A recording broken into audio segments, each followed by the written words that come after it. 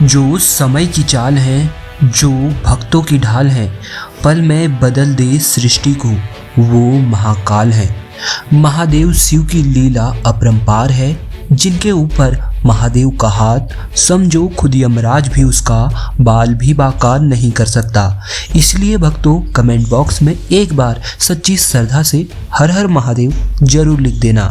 आज हम आपको महादेव शिव की लीला से जुड़ी एक ऐसी ही सच्ची घटना दिखाने वाले हैं जिसे देख नास्तिक का भी महादेव के प्रति श्रद्धा कई गुना बढ़ जाएगा।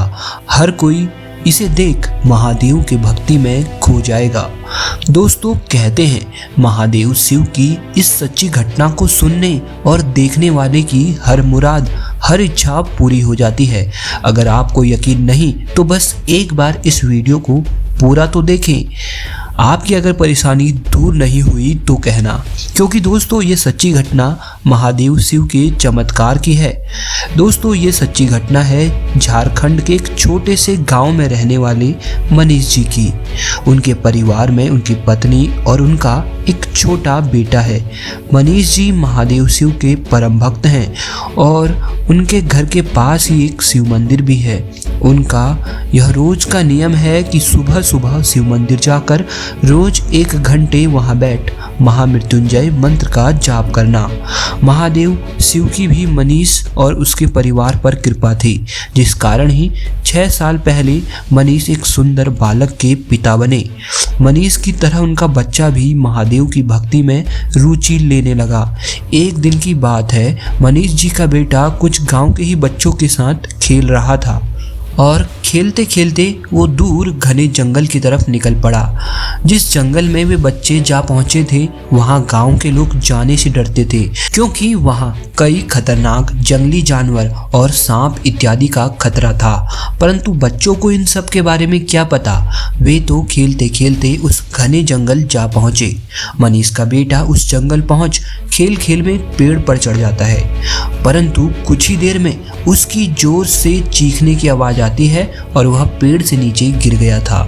जब अन्य साथी बच्चे उसकी मदद के लिए आगे आए तो पता चला कि उस पेड़ पर पहले से ही एक भयानक जहरीला सांप बैठा था, जिसने मनीष के बेटे को डस लिया था। सभी बच्चे ने मिलकर मनीष के बेटे को उठाया और वापस गांव की तरफ भागे। गांव में पहुंचते ही अपने बच्चे को देख मनीष की पत्नी जोर जोर से रोने लगी, क्योंकि वह उनका इकलौता बालक था।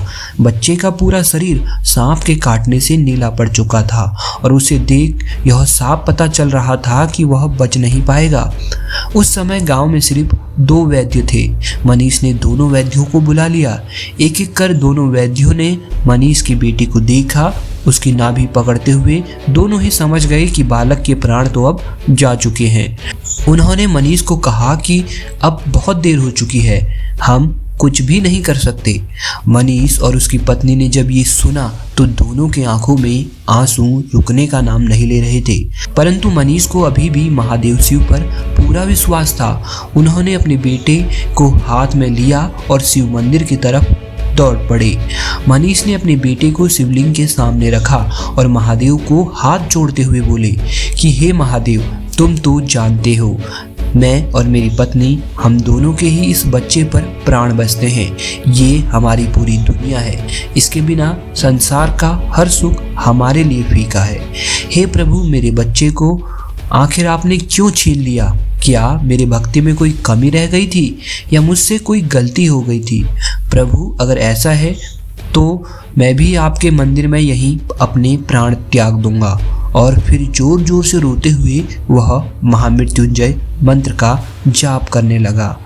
अभी लगभग कुछ समय ही बीता होगा कि तभी मंदिर में तेज हवाएं चलने लगी और मंदिर की घंटियां उन हवाओं की वजह से बजने लगी। तभी मंत्रों का जाप कर रहे मनीष के कानों में एक हल्की सी आवाज आती है, पुत्र तुम रो क्यों रहे हो? तुम्हारा बेटा मरा नहीं है, बल्कि वो तो सो रहा है। तुम क्या उसे जगाओगे नहीं? इतना सुनते ही मनीष ने तुरंत अपनी आंखें खोली, परंतु आसपास कोई भी नहीं था। फिर उसने अपने बेटे की ओर देखा तो वो गहरी उबासी ले रहा था, मानो अभी अभी गहरी नींद से जागा हो। मनीष के बेटे ने उठते ही कहा, पापा हम मंदिर कब पहुंचे? मैं तो अपने दोस्तों के साथ जंगल घूमने गया था ना। अपने बेटे को जिंदा देख मनीष की आंखों में आंसू बहने लगे और उसने अपनी छाती से अपने बेटे को लगा लिया। दोस्तों, महादेव की महिमा अपरंपार है। वे अपने भक्तों को किसी भी तरह का कोई कष्ट नहीं आने देते। देर सवेर ही सही, परंतु वे अपने भक्तों की नैया को पार जरूर लगा देते हैं। तो दोस्तों, हर हर महादेव एक बार कमेंट बॉक्स में जरूर लिख देना।